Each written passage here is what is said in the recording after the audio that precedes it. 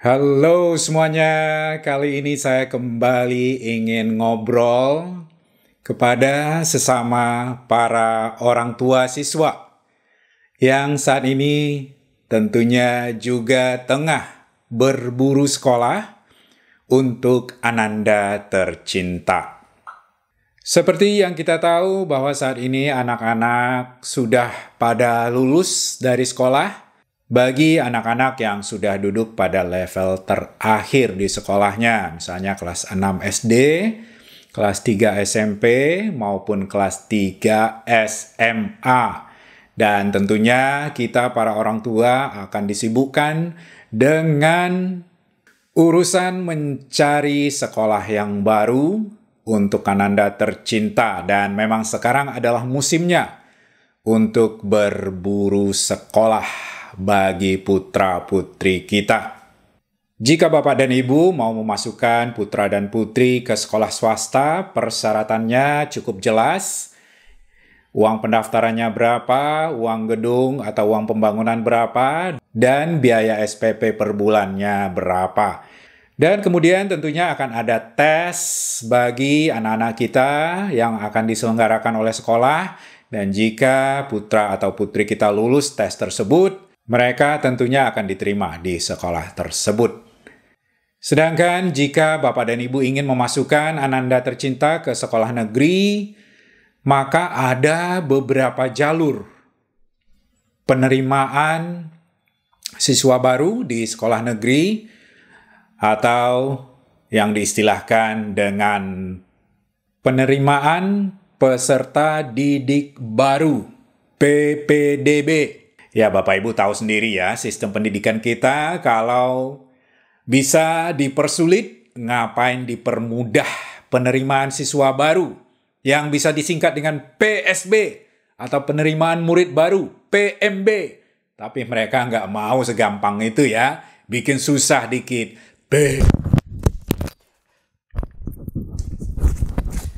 Bikin jadi lebih susah dengan tambahan kata penerimaan peserta didik baru. Apa bedanya sih peserta didik malah lebih mengaburkan makna ya. Kalau siswa SMP, jelas siswa SMP bukan peserta didik sekolah menengah tingkat pertama. What a bullshit. Tapi begitulah guys, itu sesuatu yang tidak bisa kita ubah. So let's go. Jadi kita lanjut saja ya. Jadi untuk memasuki sekolah negeri ada beberapa jalur penerimaan siswa baru atau istilahnya penerimaan peserta didik baru tersebut. Jalur yang disediakan yaitunya ada 4 guys. 4 jalur penerimaan peserta didik baru yaitunya yang pertama adalah jalur afirmasi. Jalur ini khusus diperuntukkan bagi calon siswa atau siswi dari keluarga yang kurang mampu. Dan keadaan keluarga kurang mampu ini tentunya harus dibuktikan dengan dokumen yang dipersyaratkan, yaitunya surat keterangan tidak mampu dari lembaga yang berwenang. Jadi tidak semua orang bisa mengikuti program ini jika misalnya Anda berasal dari keluarga yang tidak tergolong kepada keluarga yang tidak mampu, alias Anda tergolong mampu, maka jalur ini bukan untuk Anda, bukan untuk putra dan putri Bapak Ibu. Nah, itulah jalur yang pertama, yaitu jalur yang dinamakan dengan jalur afirmasi. Selanjutnya, jalur kedua dinamakan dengan jalur zonasi. Sesuai dengan istilahnya yang berasal dari kata zona, jalur ini diperuntukkan bagi anak-anak yang berasal dari keluarga yang berada dalam zona sekolah atau berada cukup dekat dengan lokasi sekolah negeri tersebut. Dan biasanya yang lebih dekat akan diterima lebih dulu. Semakin jauh jarak dari rumah ke sekolah, maka semakin turun nama calon peserta didik baru dalam daftar. Kemungkinan besar yang akan diterima adalah siswa-siswi dari keluarga yang berdomisili sekitar 1 kilometer dari sekolah. Dan hal ini tentu harus dibuktikan dengan kartu keluarga dari calon peserta didik baru tersebut. Jika Bapak dan Ibu tidak punya kartu keluarga yang menunjukkan bahwa domisili Bapak Ibu dekat dengan sekolah atau tidak jauh dari sekolah, maka tentunya putra-putri Bapak Ibu tidak memenuhi syarat untuk masuk melewati jalur ini. Kemudian jalur yang ketiga adalah jalur prestasi. Sesuai dengan namanya, jalur ini diperuntukkan bagi para siswa-siswi yang berprestasi di sekolahnya atau memiliki nilai tinggi, biasanya di atas 9 ya Bapak Ibu. Nilai rapor rata-rata di atas 9. Demikian pula nilai ijazah. Dan tentunya untuk masuk lewat jalur prestasi ini harus dibuktikan dengan nilai rapor dan juga nilai ijazah yang harus dilegalisir oleh pihak sekolah. Itulah jalur yang ketiga atau yang disebut sebagai jalur prestasi. Kemudian jalur yang keempat atau jalur yang terakhir adalah jalur kepindahan orang tua. Jadi jika Bapak Ibu pindah ke suatu daerah, maka putra-putri Bapak Ibu berhak untuk mendaftar di sekolah sesuai dengan domisili Bapak Ibu yang baru. Tentunya hal ini juga harus dibuktikan atau membutuhkan dokumen-dokumen yang terkait sesuai dengan kepindahan orang tua dari tempat yang lama ke tempat yang baru. Mungkin berupa surat tugas, SK, atau dokumen-dokumen pendukung lainnya. Nah, itulah dia 4 jalur untuk mendaftar ke sekolah negeri. Saya ulangi kembali, yang pertama yaitu jalur afirmasi bagi keluarga yang tidak mampu. Kemudian jalur zonasi bagi siswa-siswi yang berdomisili paling dekat dengan sekolah. Kemudian yang ketiga adalah jalur prestasi khusus bagi siswa-siswi yang berprestasi. Dan yang keempat adalah jalur kepindahan orang tua.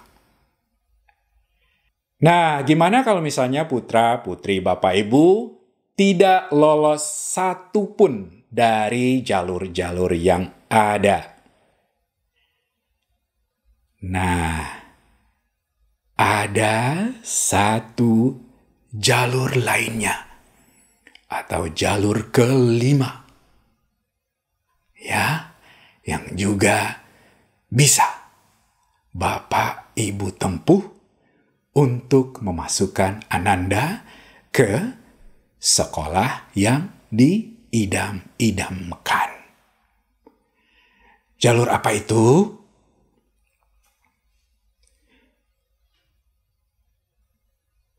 Ada yang dengerin nggak nih? Harus hati-hati nih. Jalur kelima adalah jalur,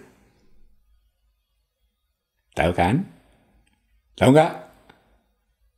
Apa jalur yang kelima? Jalur itu tuh.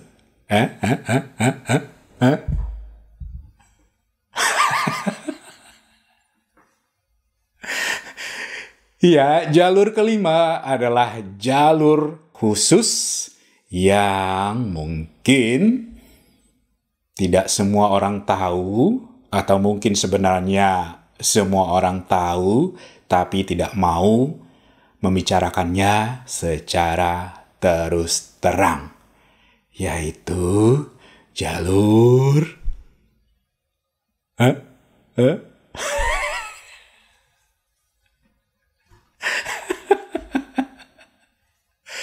yaitu kita sebut saja jalur khusus ya.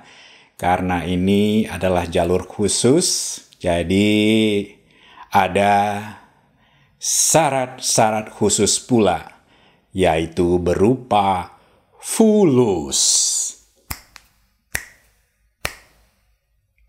Ya, benar sekali. Jadi selain keempat jalur yang tadi, ada jalur khusus yang harus mempergunakan sejumlah fulus.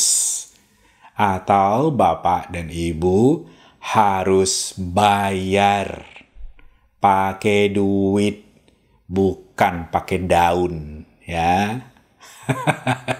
Pakai daun nggak bisa. Iya, ada yang bilang ini jalur pakai pelicin atau beli kursi, tapi intinya sama. Untuk dapat masuk, Bapak dan Ibu harus mengeluarkan sejumlah biaya yang biasanya jumlahnya tidaklah kecil. Hari ini kebetulan saya tadi sempat bertemu dengan guru-guru dari sekolah anak saya di warung, dan kita sempat ngobrol. Kemudian sempat juga sedikit kita membahas tentang jalur khusus ini, dan kira-kira berapa ya sekarang untuk bisa memasukkan anak-anak kita lewat jalur ini. Dan saat ini memang biayanya tidak murah, bisa mencapai di atas 10, dan ada juga yang minta di atas 20, dan juga bisa mencapai di atas 30 juta rupiah.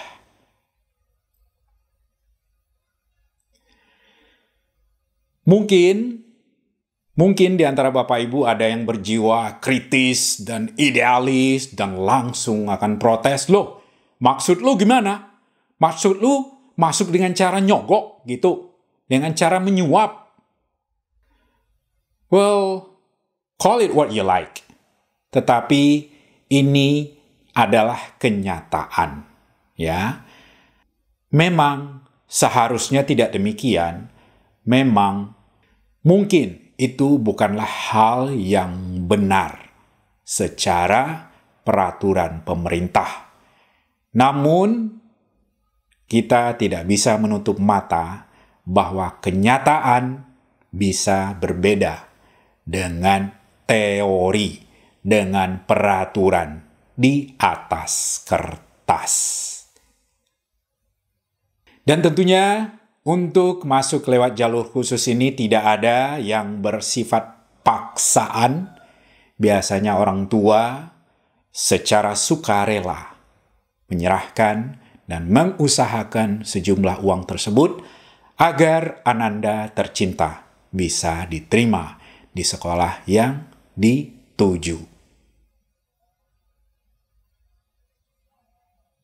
Nah, kalau orang tua sendiri sudah rela dan ikhlas dan juga setuju, kita mau protes kepada siapa? Ya, kita mau protes kepada siapa? Orang tidak dipaksa kok, sukarela kok, ikhlas kok, lahir dan batin. Orang lain bisa apa? Nggak bisa apa-apa. Demikianlah prakteknya, ya. Sewaktu ngobrol-ngobrol dengan guru-guru tadi, saya sempat diceritakan bahwa sebenarnya masalah nominal itu bisa relatif. Bisa juga nominal tersebut bergantung kepada siapa yang bawa. Maksudnya, kenalan Bapak Ibu yang merekomendasikan untuk ke sekolah tersebut siapa. Kalau misalnya Bapak dan Ibu punya relasi seorang anggota dewan, biasanya nominalnya bisa lebih rendah. Itu kalau seorang anggota dewan. Gimana misalnya Bapak dan Ibu memiliki hubungan keluarga dengan bupati, dengan wali kota misalnya, atau bahkan gubernur? Tentu semuanya juga akan berbeda, ya. Jadi semuanya relatif, tergantung kesepakatan, karena ini adalah suatu proses damai, damai ya Bapak Ibu, bukan suatu paksaan dan bukan suatu keharusan, sesuai dengan keinginan dari kedua belah pihak. Nah, bagaimana dengan pengalaman Bapak dan Ibu sendiri dalam memasukkan anaknya ke sekolah yang diinginkan? Apakah putra dan putri Bapak Ibu melewati salah satu jalur dari 4 jalur yang saya sebutkan tadi? Atau lewat jalur khusus? Hah? Mari kita saling sharing pengalaman kita pada kolom komentar di bawah. Kemudian jika Bapak dan Ibu berkenan untuk mendukung channel ini, mohon berikan tanda like atau tanda jempolnya dan jangan lupa untuk subscribe karena semuanya akan sangat berarti bagi saya. Ya, jadi saya tidak minta fulus ke Bapak dan Ibu, cuma minta dukungannya. Karena setiap dukungan dari Bapak dan Ibu, baik berupa like atau subscribe, akan sangat berarti bagi channel ini. Mohon maaf jika kurang berkenan. Sebelum dan sesudahnya, saya ucapkan terima kasih dan sampai jumpa.